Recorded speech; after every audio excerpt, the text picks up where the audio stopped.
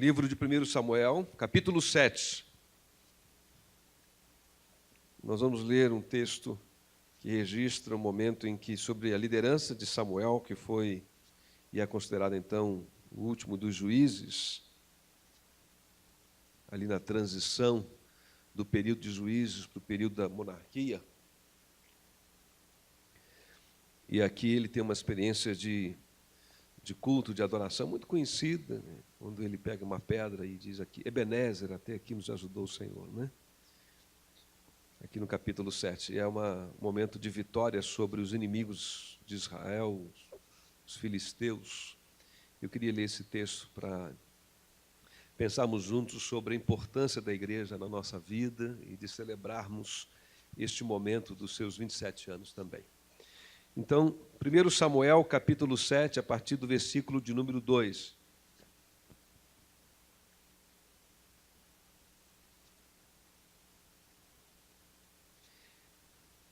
Samuel, capítulo 7, a partir do versículo 2, a Bíblia diz assim: A arca permaneceu em Quiriate-Jearim muito tempo, foram 20 anos.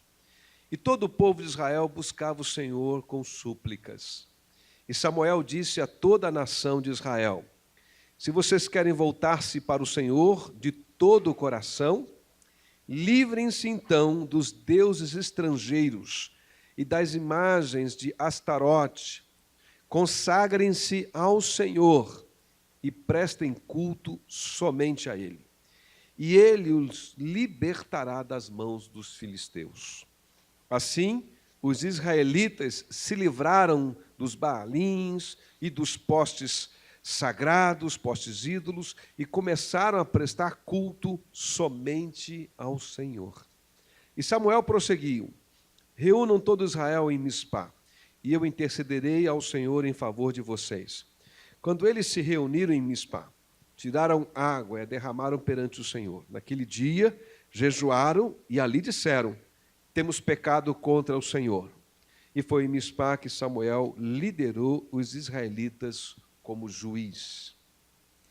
Quando os filisteus souberam que os israelitas estavam reunidos em Mispá, os governantes dos filisteus saíram para atacá-los. Quando os israelitas souberam disso, ficaram com medo. E disseram a Samuel: Não pares de clamar por nós ao Senhor, o nosso Deus, para que nos salve das mãos dos filisteus. Então Samuel pegou um cordeiro ainda não desmamado e o ofereceu inteiro como holocausto ao Senhor. E clamou ao Senhor em favor de Israel, e o Senhor lhe respondeu. Enquanto Samuel oferecia o holocausto, os filisteus se aproximaram para combater Israel. Naquele dia, porém, o Senhor trovejou com fortíssimo estrondo contra os filisteus e os colocou em pânico, e foram derrotados por Israel. Os soldados de Israel saíram de Mispá e perseguiram os filisteus até um lugar abaixo de Bet-car, matando-os pelo caminho. Então Samuel pegou uma pedra e a ergueu entre Mispá e Sem, e deu-lhe o nome de Ebenezer, dizendo: Até aqui o Senhor nos ajudou. Assim os filisteus foram dominados e não voltaram a invadir o território israelita. A mão do Senhor esteve contra os filisteus durante toda a vida de Samuel. As cidades que os filisteus haviam conquistado foram devolvidas a Israel, desde Ecrom até Gade. Israel libertou os territórios ao redor delas do poder dos filisteus. E houve também paz entre Israel e os amorreus. Amém. Eu gosto de um autor, e esse autor é norte-americano chamado Philip Yancey. O primeiro livro que li dele me marcou muito.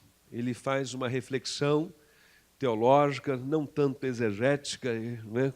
Como disse o Darcio hoje, o nosso professor da EBD, ele faz uma leitura do contexto histórico e cultural do livro de Jó, mas ele elabora os temas do livro de Jó. E o seu livro é Decepcionado com Deus. Esse livro me ganhou o coração e falou muito ao meu coração. E se você tem alguma decepção com Deus no seu íntimo aí, que ainda não está bem resolvida, eu te recomendo a leitura desse livro dele. Li um outro livro dele sim, que me encantou e foi muito importante essa outra leitura. É um outro livro dele. Maravilhosa Graça.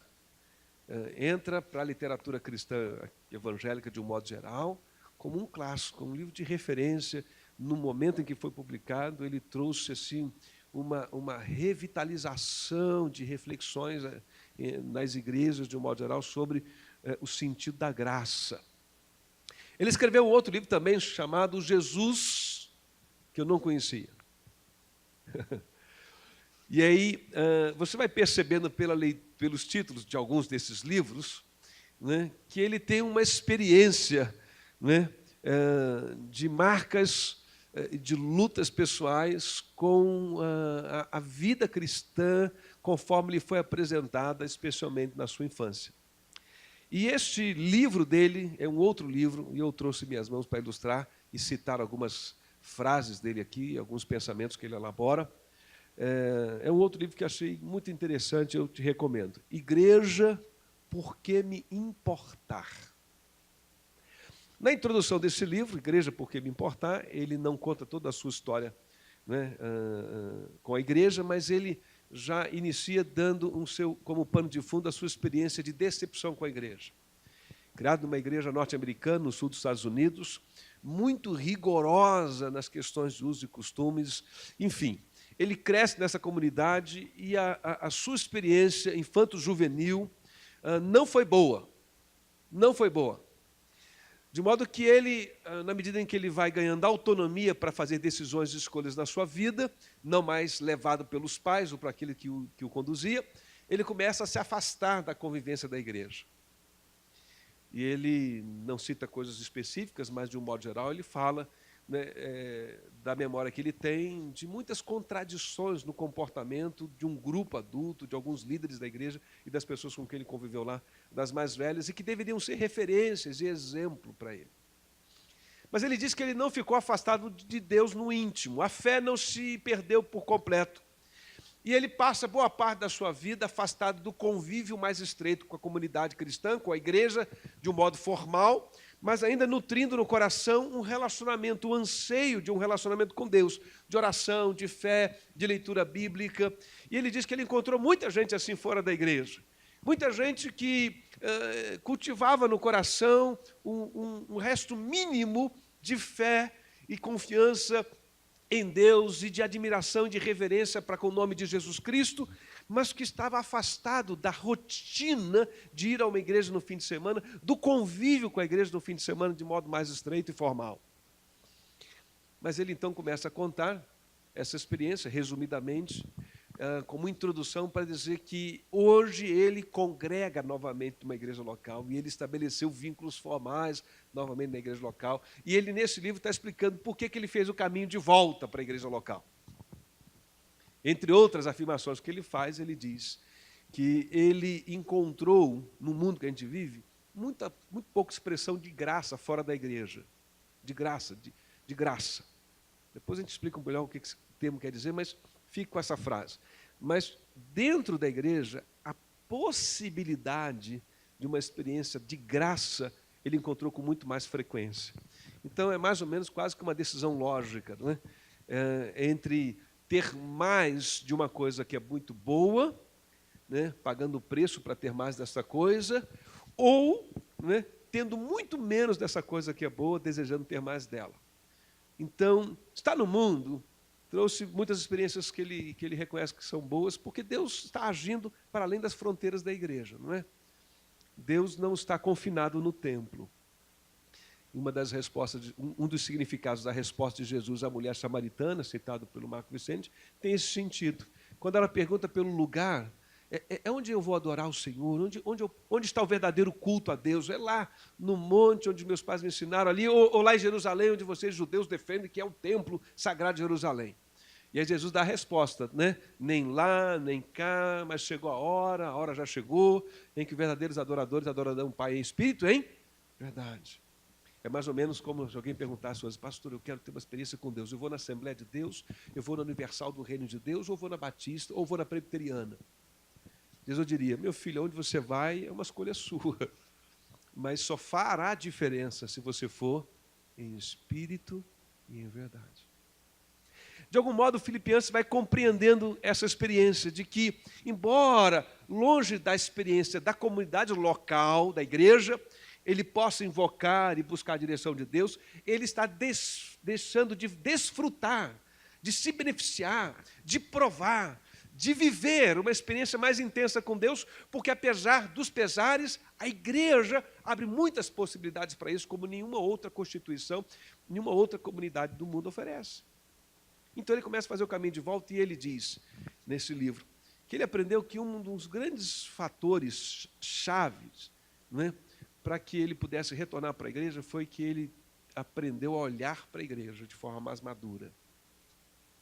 E ele até se defende, ele diz, alguém talvez diga assim, então você baixou o seu grau de exigência, né? Está menos exigente com as pessoas, com a igreja. Ele disse que não é isso. Mas é um aprendizado, um olhar. E ele diz que ele aprendeu a olhar para cima e entender que quando a igreja se reúne, o foco da atenção não é a performance do músico, mas a experiência de adoração. E ele diz que isso é fundamental. Quando a gente vem como igreja e se reúne, a gente deve sempre lembrar, não é, de que nós estamos aqui para adorar o Senhor. Amém? Faz sentido isso, né? Faz sentido. Nós estamos reunidos para adoração, não estamos aqui para ouvir músicas, para ver um número teatral, musical, né, uma expressão artística. Isso ajuda a gente a lidar quando o som está alto demais, quando o som está baixo demais, quando os músicos não estão muito afinados, ou quando escolher uma música para cantar que a gente não se identifica muito com aquilo. A gente precisa então lembrar, não, mas eu não estou aqui por causa dessa música, eu estou aqui para adorar o Senhor. Ele diz que ele aprendeu a olhar para o lado de fora e pensar na igreja como essa comunidade que abre as portas do seu prédio em um gesto, na verdade, de cada final de semana, simbólico, dizendo que Deus está aberto para quem quer ajuda, para quem quer socorro, para quem quer uma direção. Então, as portas abertas da igreja têm esse sentido simbólico também e espiritual, de comunicar para as pessoas, né? Nós estamos aqui como povo de Deus e dizer que as nossas portas e o nosso coração está aberto. Ele fala que aprendeu a olhar para dentro e perceber o que a igreja pode trazer na vida das pessoas que frequentam a comunidade e que pagam um preço, às vezes, de lidar com as imperfeições, com algum desconforto, do convívio estético e até de bancos. É interessante porque ele cita alguns autores e outras pessoas que viveram essa experiência, dizendo assim, que a igreja, né, tem essas características. Às vezes você vai lá e tem, nem sempre, né, do ponto de vista do prédio, do seu mobiliário, conforto. Às vezes você vai no banheiro, e o banheiro, né, não está muito organizado. Algumas igrejas, a gente preza por fazer isso, né? Aqui na Bahia nós estamos prezados por isso, graças a Deus temos uma estrutura física muito, muito confortável. Mas, durante muito tempo, nós tínhamos cadeiras plásticas, né? E a gente ficava assim, né, com receio. Alguns, quando viam com um pouquinho mais de sobrepeso, né, a gente ficava preocupado, assim, tomara que a cadeira, né, se comporte bem. Tá certo? Aí nós ficamos preocupados com a validade do plástico, e algumas quebram fácil, e tinha o desconforto, e aí nós trocamos. Mas, às vezes, acontece isso, né? Você está num lugar, esses dias... nós já faz algum tempo fomos uma igreja e ainda tem bancos, né? Bancos sem nenhum acolchoado, né? E nós sentamos, que negócio duro ali, nossa, eu senti falta, né? Estou pensando na próxima vez de levar uma dessas cadeiras na mala do carro, né? E pedir licença ao pastor, seu pastor trouxe a minha cadeira, se não se importar, né? Mas assim, que coisa dura, né? Então a gente tem que lidar com tudo isso. Mas ele diz duas coisas interessantes que ele identifica como um grande desafio para a igreja, Filipenses. Ele diz que, primeiro, um grande desafio da igreja é viver autenticamente o que ela prega. Ele fala que uma coisa que feriu muito o coração dele, fere o coração de muita gente, é porque, ao mesmo tempo que a igreja tem esse discurso da graça, de oferecer o evangelho de Deus, né, ela acaba muito vulnerável com a hipocrisia, que também se faz presente nela. Quando aquilo que a gente anuncia não bate com aquilo que a gente vive. E diz que isso é uma grande barreira, né? Fala de amor, mas não ama. Fala de servir, mas não serve. Fala de perdoar, mas não perdoa. Não é isso? e por aí vai. Fala de vida reta e de integridade, mas somos desonestos. Quando aquilo que a gente anuncia, celebra, canta a respeito, ou lê a respeito no domingo, não tem nenhuma correspondência concreta na nossa forma de viver durante a semana. Ou dito de uma forma, né, diferente, mas eu me lembro de muitas vezes se dizer isso na minha infância, né? Quando, de alguma forma, não é? A gente não dá bom testemunho aí fora, né? Quando, de alguma forma, as pessoas que não são cristãs ou que não estão formalmente, né, envolvidas com a pregação do Evangelho, não veem diferença na nossa vida com aquele outro que vive uma vida totalmente desregrada sem Deus. Se olha para a maneira como nós tratamos a nossa família, olha para a maneira como nós tratamos o nosso dinheiro, olha para a maneira como nós tratamos os nossos relacionamentos, olha para a maneira como nós fazemos nossos negócios e não vê diferença entre um outro que não congrega, que não tem comunhão, que não invoca o Senhor, que não advoga a fé em Cristo. Então ele diz que a hipocrisia é um grande desafio, permanente, né? Até porque, irmãos, a igreja, né, tem esse potencial de ser um lugar de ensino pelo relacionamento, né? E esse desafio, né, potencial não, desafio de ser esse lugar de ensino pelos relacionamentos. Por quê? Porque é igual uma família mesmo, né? Se você for lá em casa e conviver conosco, certamente você vai perdoar os meus filhos com algum comportamento, que vai dizer, criança, né, pastor? Mas se você perceber em mim um comportamento que lembra o comportamento de uma criança, você talvez diga assim, pastor, o senhor já é um homem de 50 anos, né, pastor? Não dá para o senhor se comportar como o Natanzinho, que tem 8. Então, na igreja também, a gente sabe que tem gente que tem 8 anos de vida espiritual. E não falo por causa de batismo, nem tempo de... Eu falo simbolicamente, figuradamente, né? Está em um certo nível infantil espiritualmente. E você tem gente que está em um outro nível de maturidade espiritualmente. Então, isso faz com que, às vezes, a gente tenha essa frustração. Por quê? Porque quando você entra, nenhum de nós está com uma identificação na testa, né? Quando você vai lá em casa, você vê. Você vê pelo tamanho. O pastor tem essa altura. O Natan tem essa altura. Você sabe, essa é uma criança. Então, o aspecto estético, físico, aparente, já ajuda você a saber quem é o adulto da casa e quem é a criança da casa. Né? A nossa idade está nos olhos, está na cor dos nossos cabelos, né? Aqueles que ainda têm algum para ter cor, né? Está nas rugas que a gente tem, né? Mas espiritualmente é mais difícil. Não dá para você olhar para as pessoas e dizer, esse aqui, irmão aqui está calejado espiritualmente, é maduro. Essa irmã aqui é uma criança na fé, olha só. Não dá para perceber. Não é? A espiritualidade é algo interior. Onde é que se percebe isso? Quando você começa a conviver muito perto, aí você vai percebendo, pelas experiências, pela fala. Mas isso pode favorecer essa experiência, às vezes, você encontrar alguém que está começando a frequentar a igreja, está começando a caminhar com Cristo, mas ela tem ainda muita coisa para resolver. Muita coisa para resolver. Né? É como um recém-nascido espiritualmente. E isso é um elemento importante para ajudar a gente a lidar com a decepção, com a hipocrisia, com as falhas humanas uns dos outros. Por quê? Porque, às vezes, nós estamos espiritualmente bem amadurecidos em determinadas áreas, mas não estamos em outras. E a igreja precisa caminhar com todo mundo. A gente, não sei como isso acontece, mas parece que a gente acha que depois que o sujeito levantou uma mão, veio à frente, recebeu a oração e foi batizado, agora a vida dele está toda certinha. Mas não é assim que funciona. Claro que não é assim que funciona. Ali é um passo entre muitos outros que terão que ser dados. Às vezes, por exemplo, a pessoa vem para uma comunidade cristã e ela vem com uma vida reta, correta. Porque ela já era assim lá no mundo dos negócios, ou na vida dela. Ela recebeu do lar dela orientação, seja um homem decente. Ela vem para a igreja com essa característica, ele é um homem decente.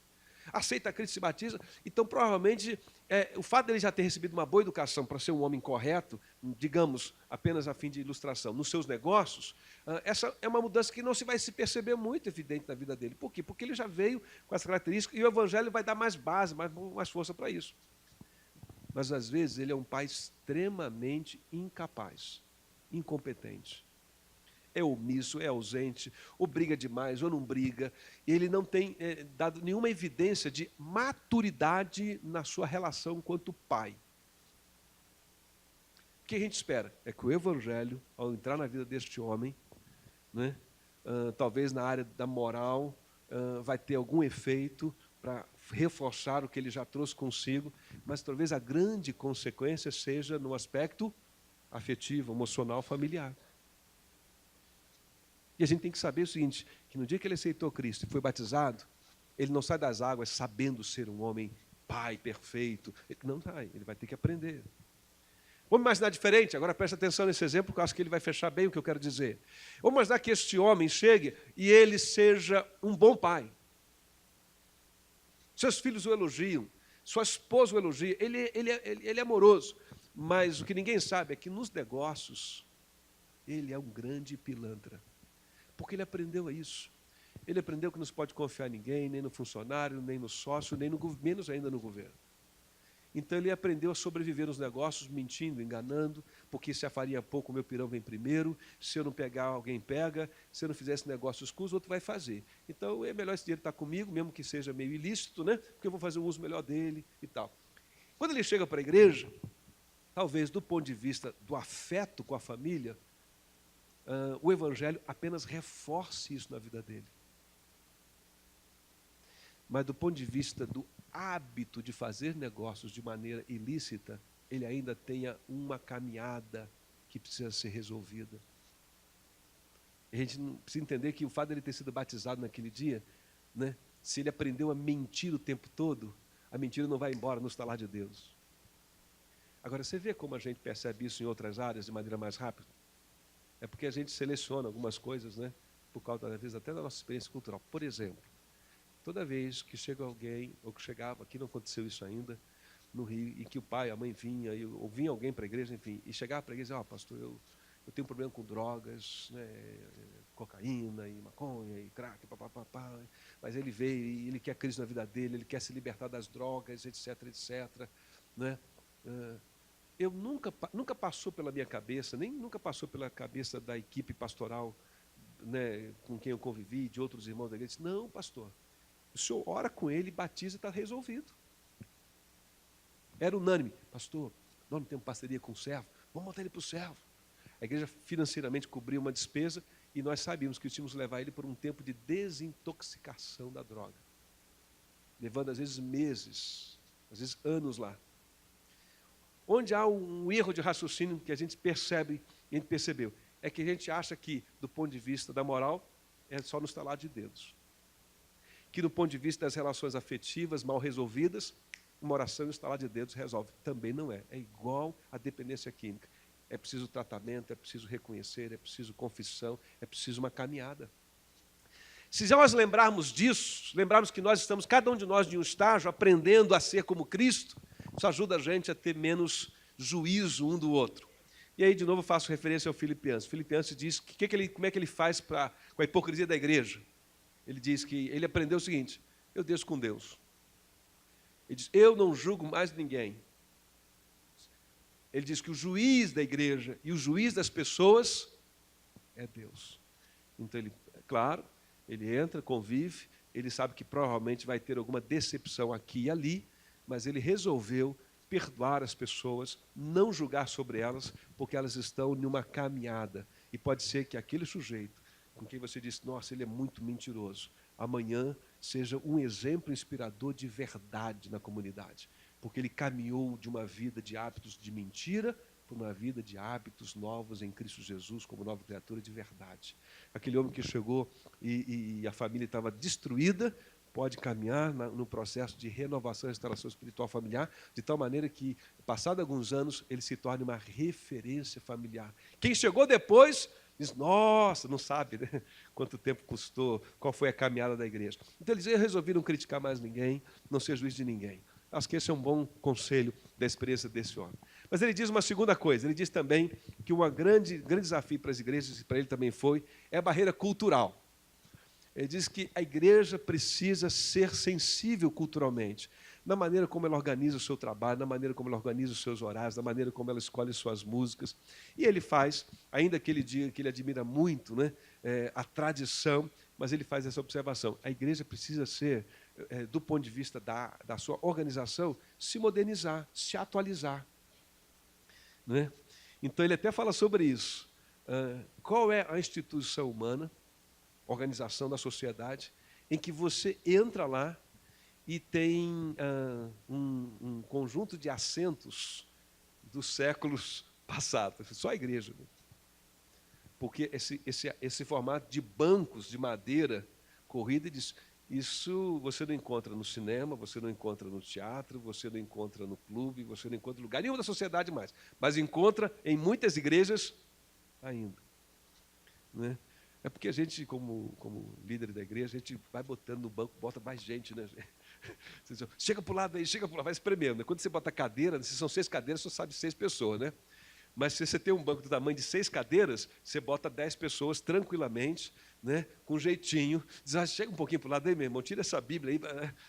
Mas, enfim, o fato é que ele cita, só isso é um exemplo só de passagem para dizer assim, que a igreja precisa realmente, às vezes, do ponto de vista cultural, fazer os seus ajustes, sem comprometer a verdade do Evangelho, né? Mas fazer ajustes. Ele diz que esse é um grande desafio. Mas, por fim, agora sim eu chego no texto que eu li, e vou dizer que esse sermão é um sermão de participação, você vai ter uma oportunidade de falar também agora. Ele vai dizer que a igreja é importante. Né? E há uma coisa bacana, deixa eu ler aqui literalmente o que ele disse, né, para fazer referência a esta frase dele. Ele disse assim, eu sinto que existe algo mais na igreja, na experiência da igreja. A igreja preencheu em mim uma necessidade que não podia ser suprida de outra forma. Aprendi que o cristianismo não é mera fé intelectual interna, de que ela só pode ser vivida adequadamente dentro de uma experiência de comunidade, de convívio com pessoas. E ele reforça, como testemunho que vai abrir os seus argumentos, ele vai citar outras coisas na sua experiência do livro, isso é praticamente a introdução, da importância da comunidade na vida da gente, para nos ajudar a ter uma fé e uma experiência com Deus mais madura. Embora ela possa ter muitos desafios, seja do ponto de vista cultural, do conforto ou do desconforto, como nós falamos, as decepções, né, do convívio com um e com o outro, que faz parte da experiência de qualquer relacionamento humano, né, onde a gente vai encontrar gente, a gente vai encontrar as possibilidades de sermos muito amados, muito estimados, mas também de sermos muito feridos. Isso vem junto com o pacote dos relacionamentos. Mas ele diz que a igreja é necessária. Irmãos, é o que a Bíblia tem nos ensinado. Né? Cito a experiência dele para fazer uma conexão com você, né? Mas a Bíblia ensina isso. O autor de Hebreus diz, não deixemos de congregar, como é costume de alguns. A Bíblia incentiva o tempo todo a que a gente crie vínculos. Veja, não há na Bíblia nenhum argumento para eu dizer que você tem que vir e fazer parte de alguma organização interna. Tem que ir na reunião das mulheres, tem que ir na reunião dos homens, tem que ir para a EBD. Não tem base bíblica explícita, indiretamente tem, né? Mas explícita, dizendo assim, você tem que ir cantar no coral, não tem. Mas existe uma base bíblica explícita, você tem que criar vínculos na comunidade, você tem que ter vida com a comunidade. Você não pode reduzir a sua experiência na comunidade como uma experiência apenas de participar assistindo coisas, sem se envolver em alguma medida, seja servindo, seja compartilhando sua experiência no estudo bíblico, em um pequeno grupo. Isso é a igreja, é a convivência da comunidade. O texto que eu li nessa manhã com os irmãos foi lido para que a gente possa pensar sobre a importância desse momento da comunidade. Nós estamos completando 27 anos. Qual é a diferença deste domingo para o próximo domingo? Qual é a diferença deste domingo para o domingo passado? É tudo culto, a igreja está reunida. Mas então por que um painel, uma decoração, um discurso, né, uma logo, um desenho de logo diferenciado? Por que nesse domingo tem e nos outros não? Porque esse é um domingo especial em que nós queremos, de alguma forma, nos apropriando da experiência do Filipenses, reafirmar relembrar, sublinhar, incentivar em todos nós essa percepção de que com todos os desafios do convívio e inúmero potencial de problemas, a igreja ainda é a esperança no mundo. A mensagem da esperança passa pela igreja. Seja do ponto de vista institucional, quando ela faz um culto domingo, reunido, seja do ponto de vista informal, quando a igreja está dispersa em mim e você ao longo da semana, em que nós vamos levando no nosso relacionamento, nas nossas conversas, né, a mensagem da esperança. A mensagem da esperança foi confiada à igreja. A mensagem da cruz foi confiada à igreja. E o que nós queremos neste domingo é, mais uma vez, celebrar isso. Então, qual é a diferença deste domingo para os outros? Nós queremos aproveitar o momento do aniversário e celebrar o que a igreja representa para todos nós. Amém? O que a IBAE, de modo específico, representa dentro do projeto de Deus para a minha vida, para a vida da minha família e para a sua vida, para a vida da sua família. De alguma forma, darmos uma filtrada, às vezes, na nossa experiência ao longo de um ano, de aborrecimento, de frustrações, de ansiedade, de disse e não me disse, de como foi o nosso convívio, e dar uma revitalizada, uma renovada nesse olhar da igreja, nesse olhar gracioso, nesse olhar de esperança, nesse olhar de ânimo para a igreja, de valorização da igreja.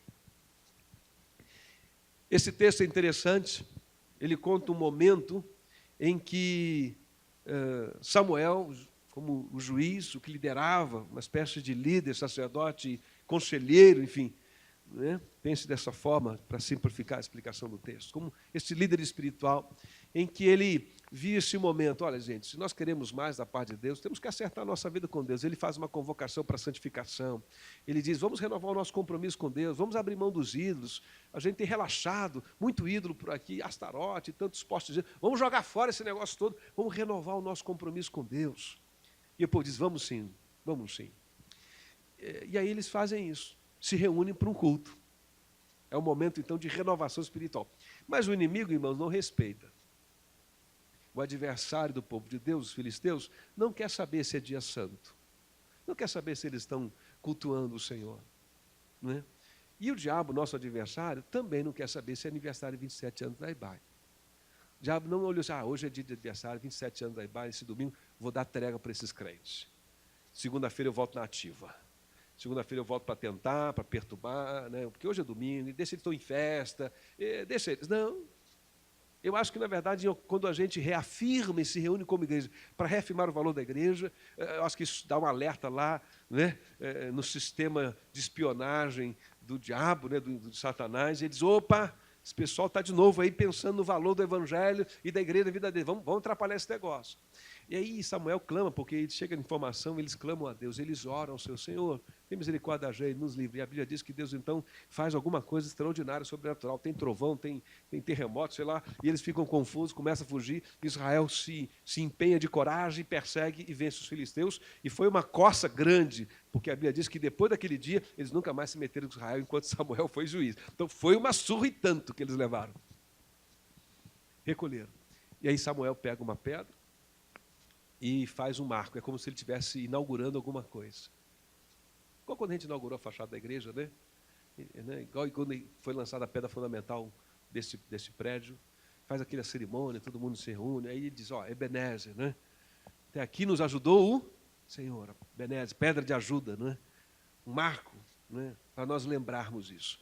O que é o domingo do aniversário da igreja? Esse momento para a gente renovar compromisso com Deus, de vida, esse momento para nós orarmos juntos e pedir a Deus, livra-nos do mal, dá-nos mais do que nós temos conquistado, e esse momento para nós celebrarmos uma memória, uma lembrança do que Deus tem feito em nosso favor e de como Ele tem nos ajudado. O aniversário tem essas três funções, três propósitos. Gratidão, oração de consagração e renovação de compromissos. Amém? E eu quero dar um espaço para você fazer isso agora comigo aqui. Fazemos isso juntos. Eu queria que você tivesse um minutinho e pensasse em uma experiência boa que você tem com a IBAE. uma experiência boa que você tem com a EBAI. Um dia eu estava no estudo bíblico e foi dada uma aula lá, no pequeno grupo, ou na IBD, ou aqui de manhã, e aquele estudo, aquilo marcou tanto a minha vida, eu me lembro disso até hoje. Ou então, outra experiência, eu cheguei na igreja, estava triste, e eu não queria falar com ninguém, mas fui à igreja assim mesmo, sentei lá no meu cantinho, mas de repente a irmã fulano, o irmão fulano, sei lá, aquele dia foi algo de Deus, chegou perto de mim e trouxe um abraço, e trouxe uma palavra, e tal, e aí teve uma experiência, e aquilo marcou você, eu me lembro até hoje desse irmão ou dessa irmã, e daquele dia, marcou você. São só exemplos, eu não sei, mas eu queria que você pensasse em uma experiência boa que você teve com a EBAI. Pensa aí.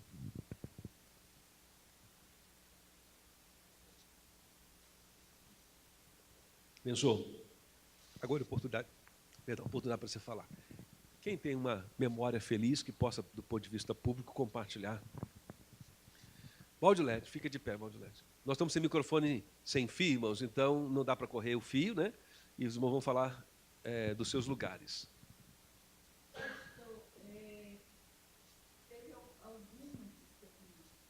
Sim, uma delas. Mas uma delas, nós moramos aqui de 94 a 99.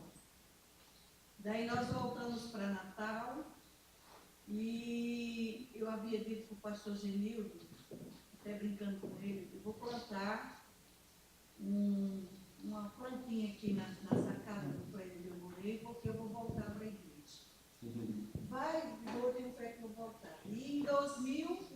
eu voltei, e quando eu voltei, o pastor Genildo ainda era o pastor aqui, e ele me acolheu muito bem, né, e me deu uma palavra maravilhosa, edificante, e aquilo marcou muito a sua vida. A nossa volta, né, a nossa segunda volta. Você se lembra do que ele disse? Aí ele disse com aquele jeito dele, né, ele disse assim, irmã, seja muito bem-vinda à sua casa. E isso, eu me senti realmente em casa, né? Assim, aquilo foi assim, um bálsamo, porque nessa segunda volta eu não tinha ainda a certeza de que iria continuar aqui na EBAI, né? E a gente já conhecia a cidade, já conhecia outros locais, mas essa palavra, assim, para mim foi bem edificante. No momento que estava chegando, você e o Pedro, como estava naturalmente o coração de vocês, coisas que só Deus sabe, e essa palavra do pastor Genildo, usado por Deus, fez toda essa diferença. Amém, amém. Quem mais tem uma experiência para contar? Irmão Luiz. Deixa esse Luiz, a regra parlamentar diz que quando duas pessoas levantam ao mesmo tempo, tem que ser dada a palavra para o mais longe. Essa é a regra parlamentar. Não é parlamento aqui, nem assembleia, mas eu vou fazer isso, tá certo? O irmão Luiz rejeita, depois o irmão Luiz Souza.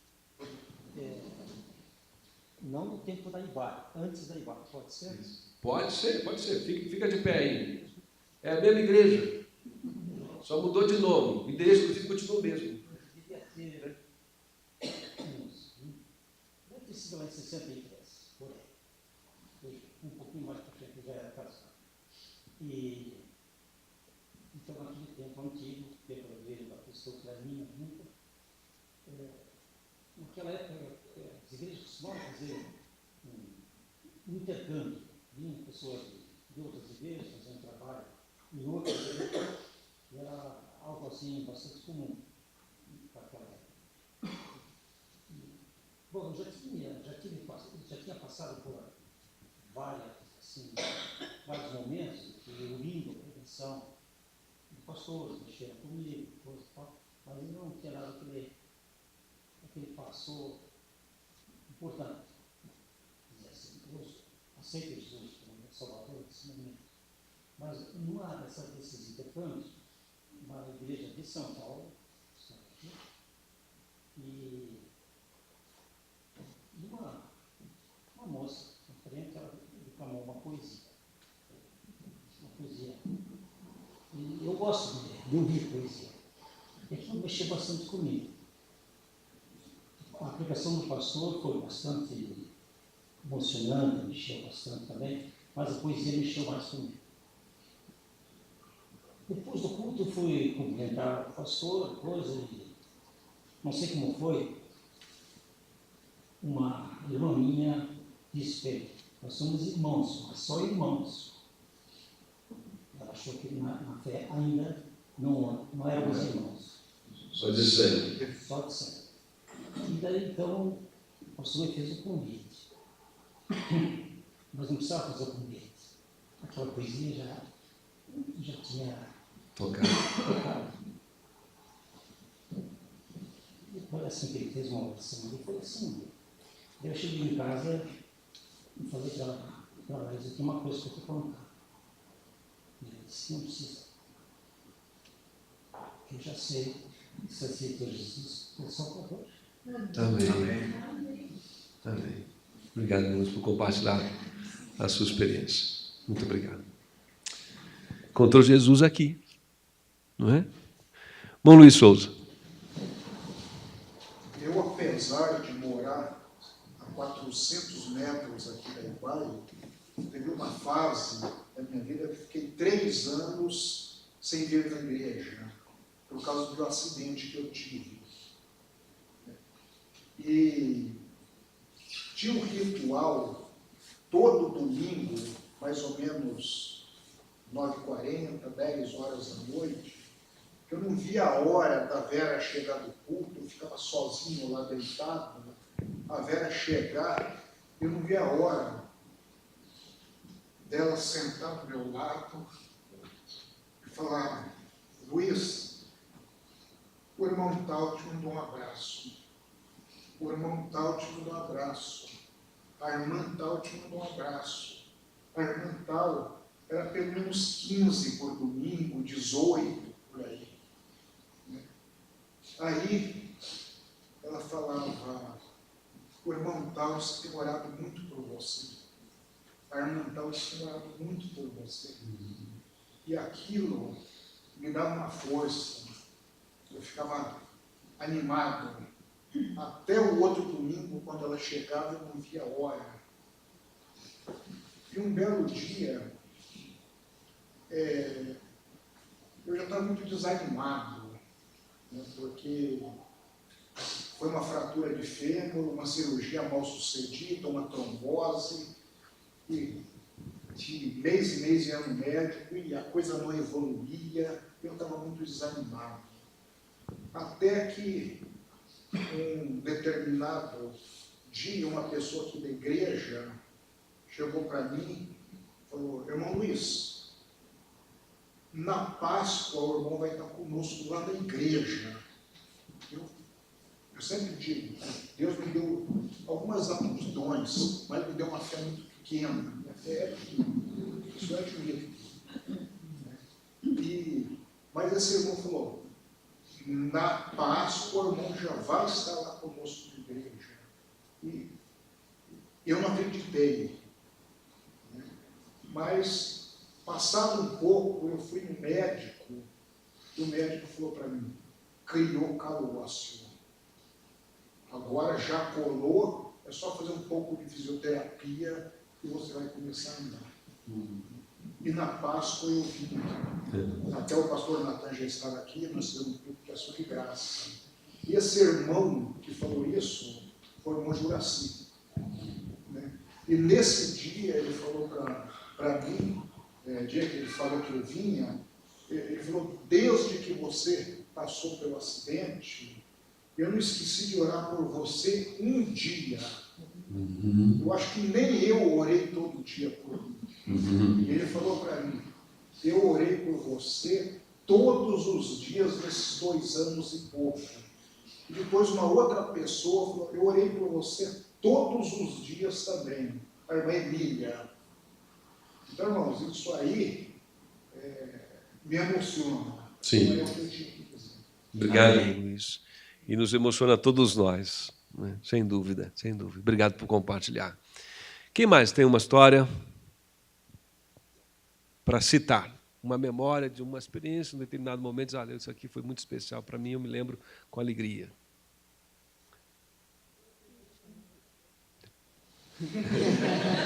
Tá mais longe. quando eu saí para visitar uma igreja, que tomei decisão que eu ia mudar de igreja, e eu saí e vim, e cheguei na igrejinha ali da frente, né? Amei a escola dominical, o trabalho, já estava praticamente decidida. Mas daí então eu recebi um abraço. E esse abraço foi da irmã Eugênia.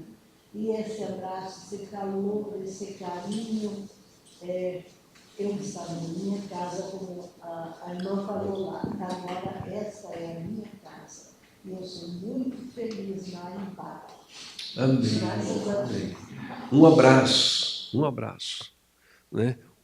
Uma recepção, né? De carinho. Compartilhe a sua experiência. Essa experiência é das mais recentes, gente. Vamos ouvir com atenção, né? É bem recente. Quando eu decidi que precisava mudar de igreja, eu fui em algumas. Quando eu cheguei aqui, as primeiras impressões do acolhimento são muito importantes. Quando eu cheguei aqui, eu encontrei uma pessoa que me recebeu como se já me conhecesse, amigas, sentou do meu lado e se tornou minha amiga imediatamente. Eu me senti em casa também. Então, o acolhimento, gente, é muito importante. A gente, às vezes, deixa de ganhar uma pessoa Para Jesus. porque ela sentou do seu lado e você ignorou. E de lá para cá eu fiz amigos e é como ela falou, aqui também é a minha casa. Amém. Irmãos, vamos parar por aqui. Tem mais? Então vamos ouvir, então. Bom. Então fala. A gente saiu viemos da mesma igreja. Saúde da mesma igreja. Ele estava lá há 22 anos. Mas o que importa é que aqui eu sou feliz.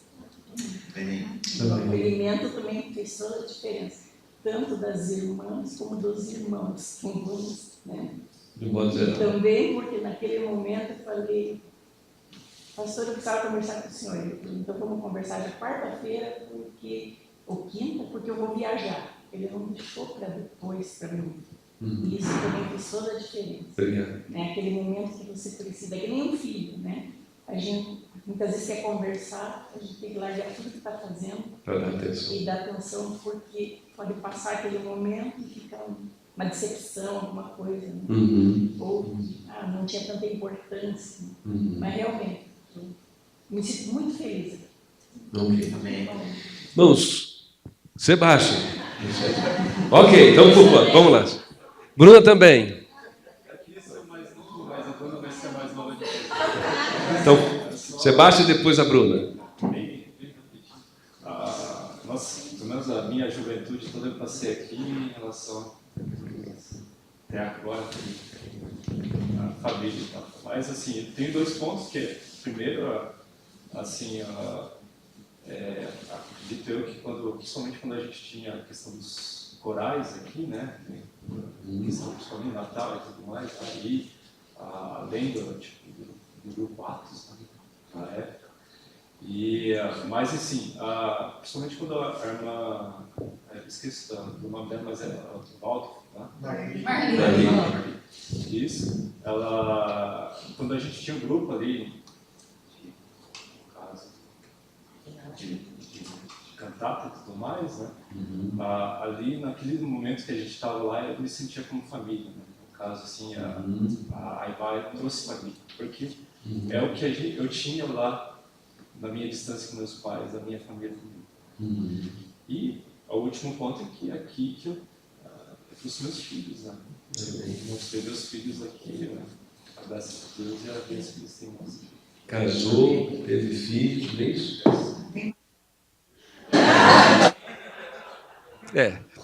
O mundo não é perfeito, Sebastião, a gente, né? Nem a igreja, então tem isso. Né? É bom lembrar. Você ganha a esposa, ganha a sogra, então, tudo bem. Bruna. Obrigado, Sebastião, por compartilhar. Obrigado. Estava pensando aqui, né? Quantos anos eu faço aqui na igreja? Eu vim para Curitiba em 2008, então eu tenho 11 anos, quase 11 anos e meio. E quando eu cheguei aqui, eu não conhecia ninguém, não conhecia nem a Sandra, né? Que viveu perto comigo. Eu conhecia a igreja. A gente tinha uma amiga em comum, né? A gente tinha sido madrinha de casamento. E desde o primeiro momento que eu entrei aqui na igreja, eu fui muito bem recebida. E principalmente pelo pessoal da terceira idade. Eu lembro da irmã Emília, nossa, eu tenho muita saudade dela. E ela sempre me via e falava assim, minha neta, mas como você lembra minha neta lá de Belém? Então, eu cheguei aqui, eu tinha 17 anos, e sem a minha família, eu nunca tinha saído de Marechal. E em todos esses anos, assim, eu nunca me senti sozinha. Porque eu sei que eu tenho uma família aqui. Conversava com colegas da faculdade, assim, o pessoal sempre, às vezes, chorando, meio depressivo, para baixo, assim, porque se sentiam muito sozinhos, né? E eu não tive esse impacto, né? De sentir solidão, que eu sempre tive uma família, muitas pessoas que me ajudaram muito no início, assim. Meu irmão Pedro, Luiz, a Terezinha, né? No início, eu sempre saía muito com a Aline, com o Seba, com a Kika. Então, assim, se fosse para citar todas as pessoas, não dá. E muita gente me perguntava, mas você, da área da música, por que você não foi para a PIB, não vai para a PIB, lá tem orquestra, tem projeto de música, mas quando eu cheguei aqui, eu senti que aqui era o meu lugar e que Deus queria que eu servisse aqui. Então, eu tenho muito, muito amor, assim, pelas pessoas. Amém. Eu só quero agradecer a igreja, porque há 13 anos atrás, eu sempre tinha no meu coração o desejo de ser secretária na igreja. E há 13 anos atrás, a igreja me convidou para ser secretária. Estou aí até hoje. Me perdoem alguma falha, mas eu agradeço muito a igreja pelo apoio e pelas orações que eu sinto que vocês têm feito por mim.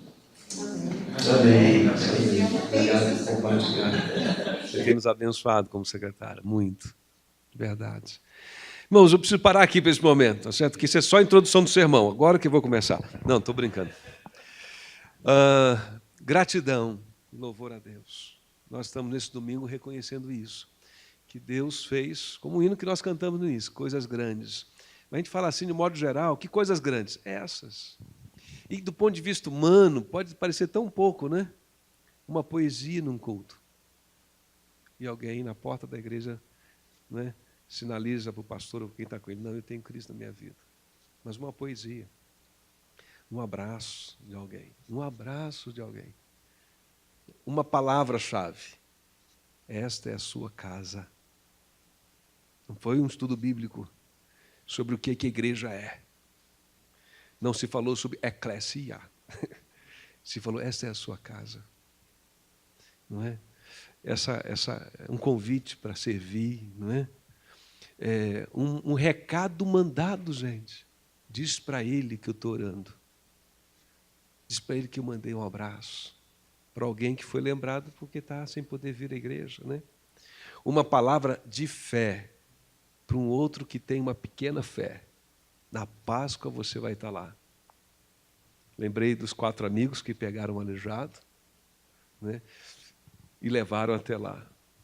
E Jesus viu a fé deles. Então, coisas tão pequenas podem fazer tanta diferença. Às vezes nós recuamos desse convívio porque temos receio de ser feridos, não é? De nos decepcionarmos. Mas quando a gente tem coragem de ultrapassar essa fronteira do medo e nos expormos a tanta coisa extraordinária que Deus pode fazer. Nós estamos querendo lembrar isso nesse domingo especial. Isso é a diferença entre esse domingo e os outros. Esse a gente quer lembrar isso de maneira intencional. Amém? Mas nós também queremos orar e renovar o nosso compromisso com Deus. Eu quero convidar você a fazer isso agora. Vamos ficar de pé? Logo mais à noite, vamos fazer um outro momento igual a esse aqui. Só que não vai ter um sermão para introduzir o assunto, vai ser mais objetivo. Mas à noite a gente vai fazer isso de novo. Se você voltar à noite, você pode até ter a palavra de novo para falar. Ou deixar que outros falem. Fica a teu critério. Mas nós queremos, então, nesta manhã, né, lembrar que nós estamos celebrando 27 anos da IBA. E esse é um momento diferente dos outros, porque nós queremos agradecer o que Deus tem feito na nossa vida. Nós queremos orar que Deus nos dê sabedoria, visão, nos sustente, nos guie para fazer muito mais do que temos feito, para a glória dEle, né, para que outras pessoas desfrutem dessa experiência bendita. E, em terceiro lugar, nós queremos renovar o nosso compromisso, a nossa aliança com Deus. né, de trabalho, de serviço, de ministério. Ok? Eu vou convidar para essa oração o Dalisson para ele vir aqui. O Dalisson é presidente ainda em exercício. Ele está tentando até não ser. Né? Diz quando manda mensagem no WhatsApp, não, tem que falar com o Charles. Mas o Charles só é presidente a partir de julho, oficialmente. Então, né, até junho, ele é o presidente. Está passando o bastão. Mas a gente sabe que ele também está cuidando da saúde, é por isso que ele, né, tem estado ausente em alguns momentos aqui.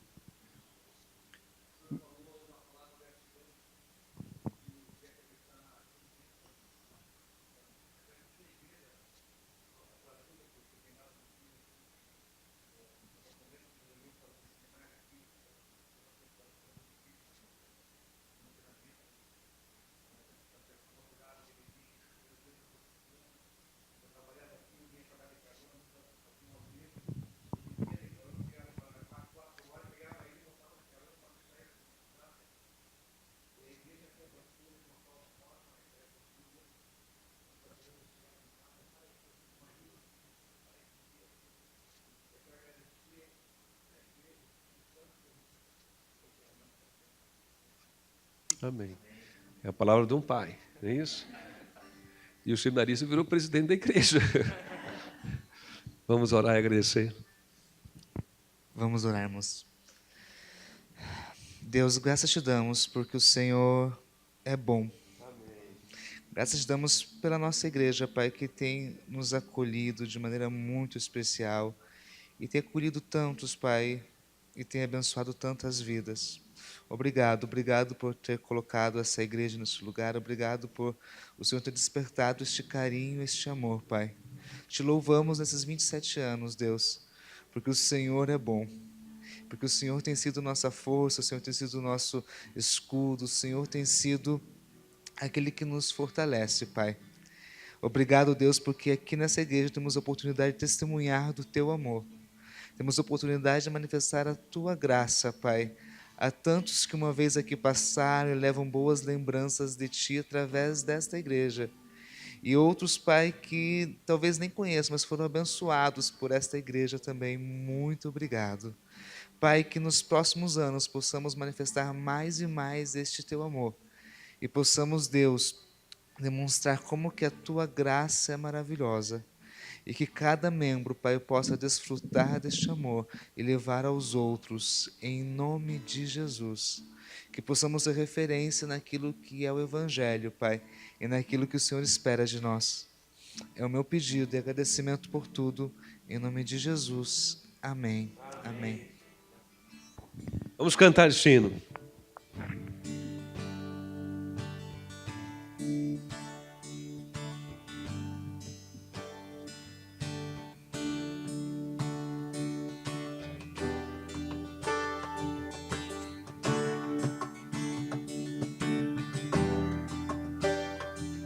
Por tudo que tens feito, por tudo que vais fazer,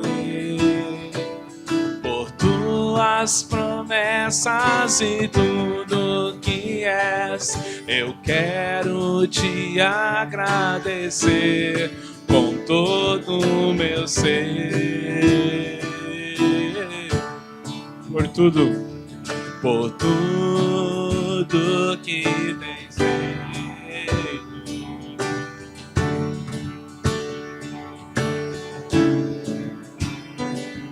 por tuas promessas e tudo que és, eu quero te agradecer com todo o meu ser.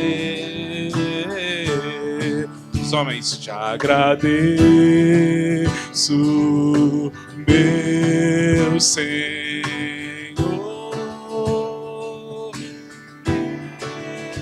Te agradeço, meu Senhor.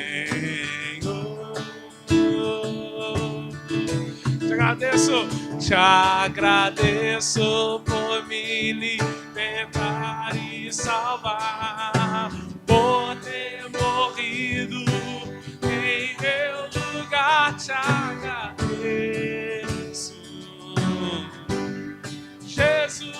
agradeço. Eu te agradeço.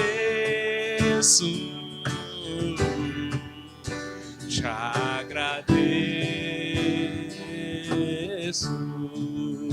Vamos cantar mais uma vez. Uma das razões pelas quais nós podemos agradecer a Deus essa manhã, evidentemente, é que o propósito de ser igreja se cumpre na IUAI, de sermos uma família. Esse é o sonho de Jesus, ter uma família de muitos filhos, para a glória de Deus Pai. Eu queria que você desse a mão para quem está do seu lado. Nós vamos cantar juntos como família, por tudo que tens feito nessa comunidade, por tudo que vais fazer. Quero pedir mais ainda, se a gente puder juntar esse lado com esse, ou no meio, mas ficar todos juntos, sem separação, sem divisão, isso.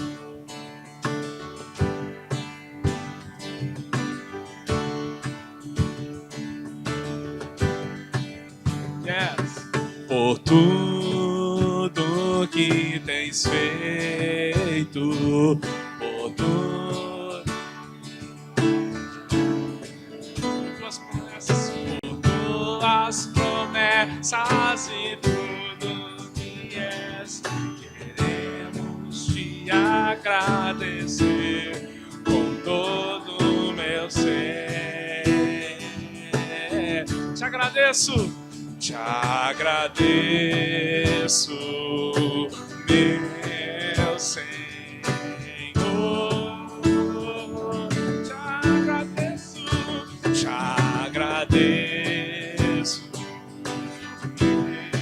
meu Senhor.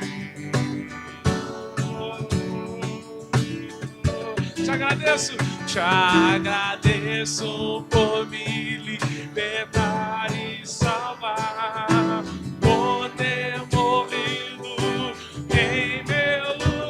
Te agradeço, Jesus, te agradeço, eu te agradeço, eu te agradeço,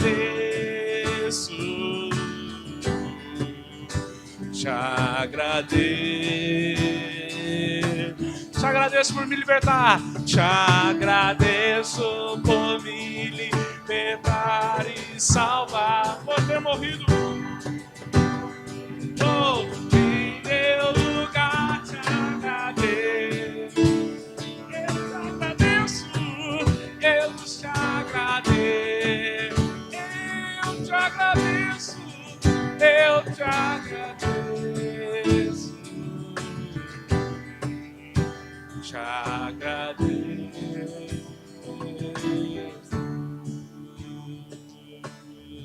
Ainda assim, gostaria de pedir que você fechasse seus olhos por um momento e agradecesse a Deus pelo irmão que está do seu lado agora. Falamos tanto de abraços, de carinho, de receptividade, de cuidado, de casa. Então, agradeça a Deus por quem está do seu lado.